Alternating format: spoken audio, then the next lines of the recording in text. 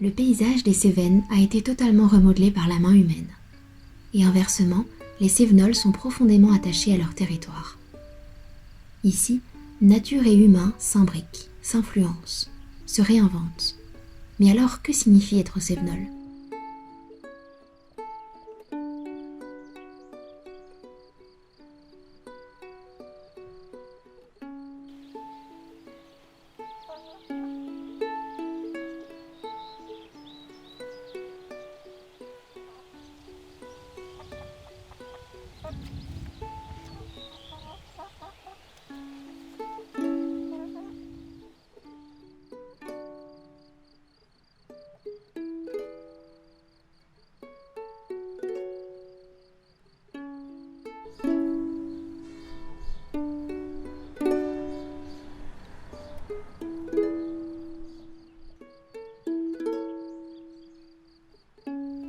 On est parti interroger Kaito et Gérard qui sont arrivés à la salle il y a plus de 30 ans. Ils habitent dans une grande maison partagée et intergénérationnelle.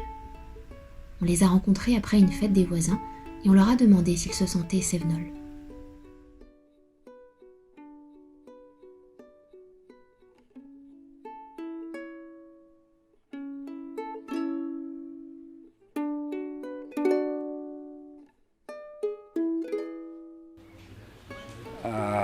Je sais pas trop ce que ça veut dire. Oui, enfin bon. Oui, c'est un peu de partout, hein, en fait. Mais, oui, c'est quand même une référence importante. C'est là où je suis le plus souvent, quoi. C'est là où j'ai vécu pendant longtemps, donc je pense que c'est pas neutre. Ouais. Tout ça pour dire que les Cévenols tels qu'il l'indique Gérard, là, c'est des mecs qui bougent, quoi. C'est-à-dire que les Cévenols de ta génération, là, c'est des gens qui bougent beaucoup. Et voilà, ils vont en Afrique, ils vont à Paris, ils vont à Montpellier, ils vont à Nîmes.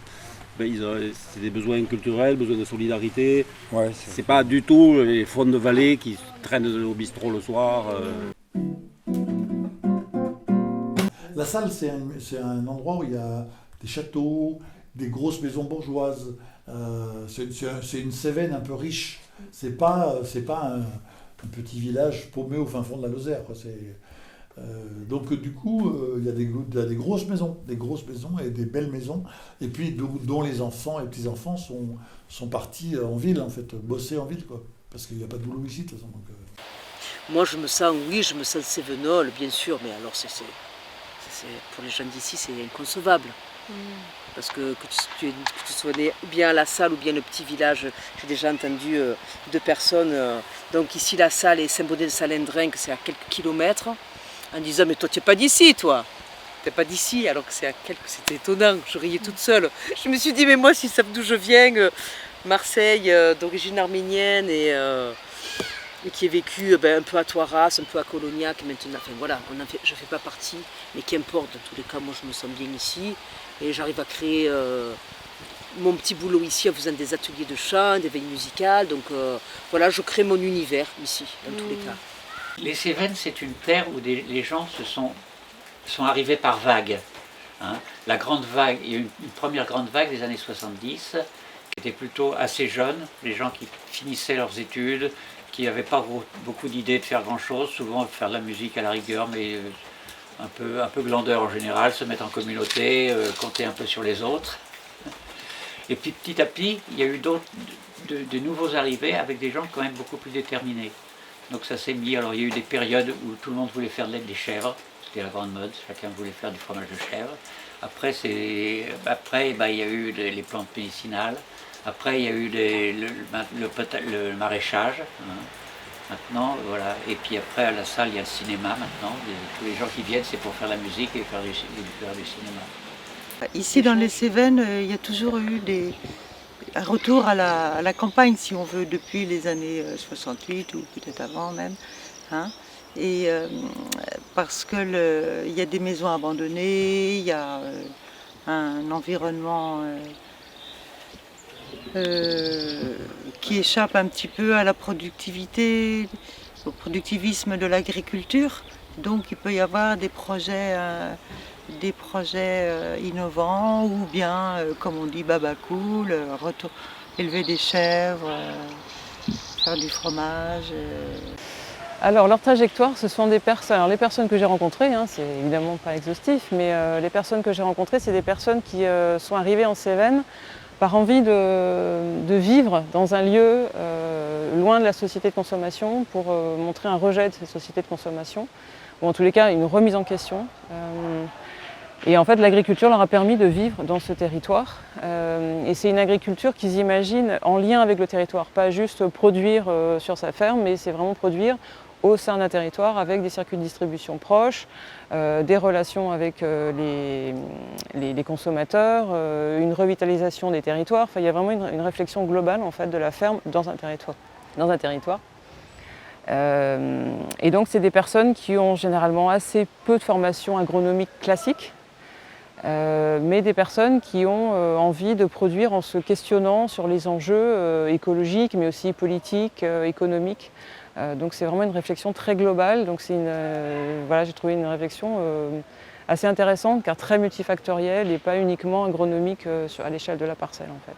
Et donc comment ils parlent de la nature? Alors en fait, c'est très hétérogène et c'est ça que j'ai trouvé intéressant parce que en fait c'est pas le fait d'être par exemple Nature et Progrès ou d'avoir un type de production qui crée une corrélation directe en fait avec le statut que tu peux donner aux éléments de nature ou aux relations que tu as avec eux dans le système de production en fait. C'est vraiment une rencontre individuelle, une capacité de rencontrer l'élément de nature en face de toi, d'accepter qui il est, sa façon d'être lui-même, et de l'intégrer ensuite dans le processus de production. Alors là-dedans, il y a plein d'étapes, il y a plein de nuances qui voilà, mériteraient d'être extrêmement développées.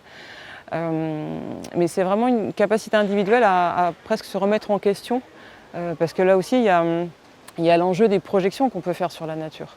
Parce qu'ils sont venus en Cévennes pour chercher la nature, ou pour être en tous les cas dans un milieu naturel. Donc il peut y avoir des projections qu'on fait tous sur la nature. Et il faut réussir à essayer de se débarrasser de ces projections pour ensuite rencontrer l'élément de nature en face de soi, quoi. Une rencontre individuelle avec la nature, avec le territoire.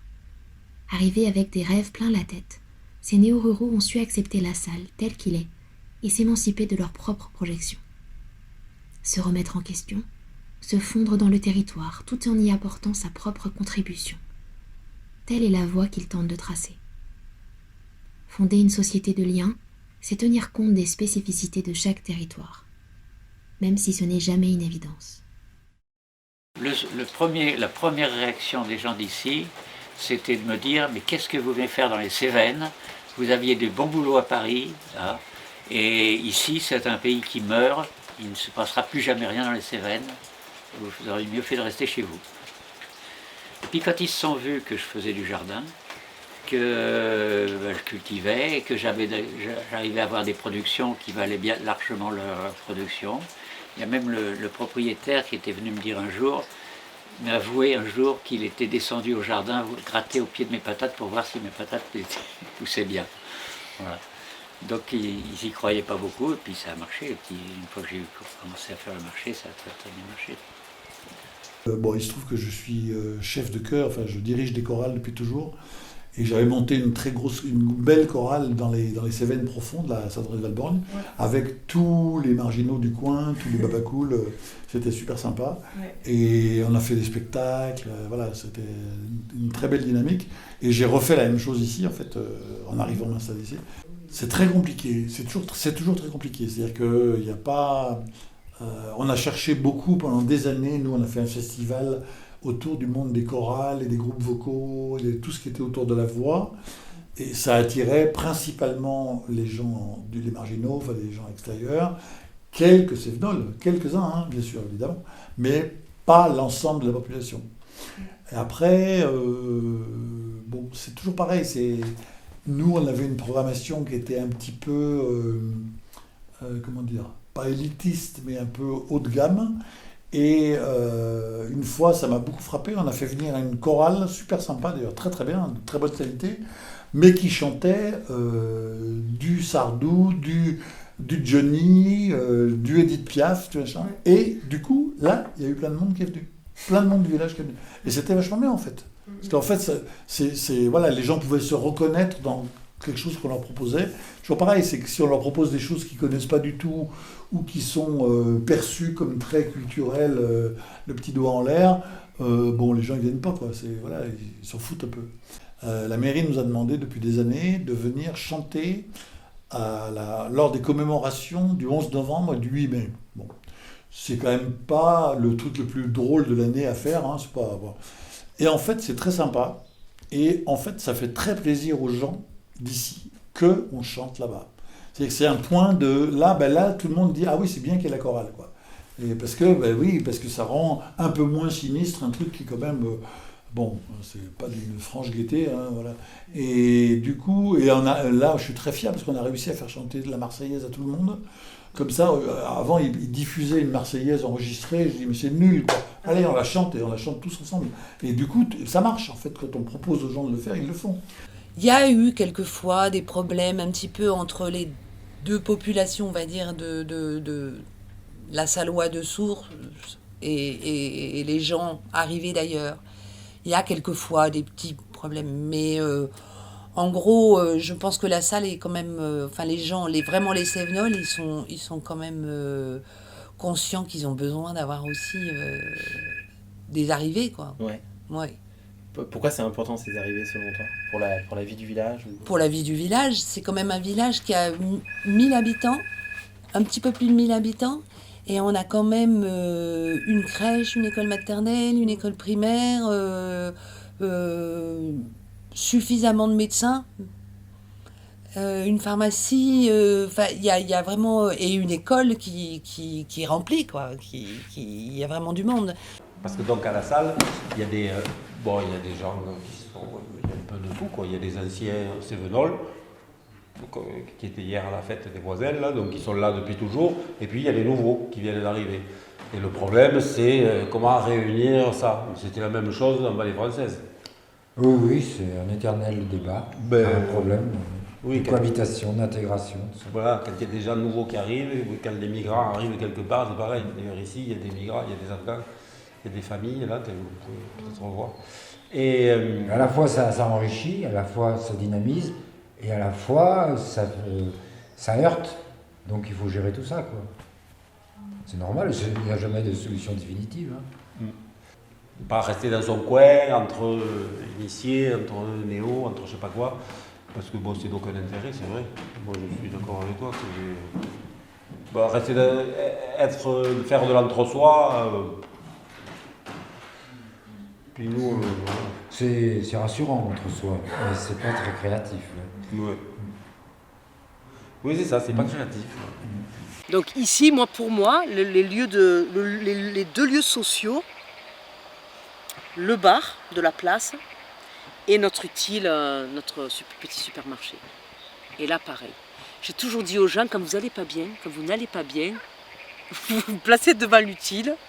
Et en fait, brassage de gens, rencontre, et aussitôt il y a quelqu'un qui vient te dire quelque chose, qui te sourit, qui te serre seulement dans les bras. Parce que quand tu es tout seul, il n'y a personne qui te serre dans les bras. Et ça, je dis, mais c'est la thérapie. C'est très très intéressant. Enfin, moi j'aime beaucoup la vie à la salle parce que c'est un village où je ne peux pas traverser la rue sans embrasser 15 personnes, quoi. Donc je connais tout le monde ça fait très longtemps que j'habite là. Et c'est... Bon, voilà. On a fait beaucoup de choses dans le village et du coup on a croisé beaucoup de monde, aussi bien des Cévenols que des Cévenols d'origine que des gens installés depuis peu. Il y a un long débat sur l'intégration qui ne finit pas, sur l'intégration des néo-Cévenols, savoir si on est toujours Cévenols. Et en fait, pour être Cévenol, il faut être mort en Cévennes, quoi. Sinon on n'est pas Cévenol. Donc il faut attendre un peu.